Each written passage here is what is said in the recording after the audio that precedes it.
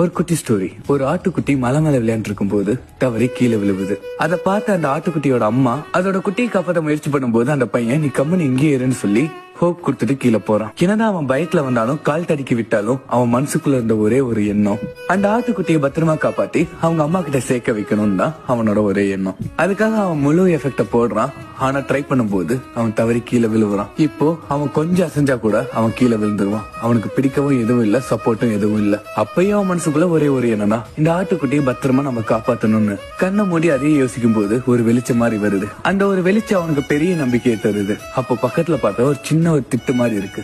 அது அவன் பிடிச்சி அந்த ஆட்டுக்குட்டியை காப்பாத்த நினைக்கிறான். அப்ப அந்த ஆட்டுக்குட்டி கீழே விழுவ அவனும் நம்பிக்கையோட அந்த ஆட்டுக்குட்டியை காப்பாத்தி கீழே விழுவுறான். நம்ம ஒரு விஷயத்துக்காக ட்ரை பண்றோம், விடாமுயற்சியா இருக்கும், நம்பிக்கையோட முயற்சி பண்றோம் அப்படின்னா அதுக்காக இந்த ஹோல் யூனிவர்ஸே நமக்காக ஹெல்ப் பண்ணும். சோ எந்த ஒரு தடையுமே வராது. ஃபைனலா அவன் அந்த ஆட்டுக்குட்டியும் காப்பாத்தி தான் அவனும் சின்ன ஒரு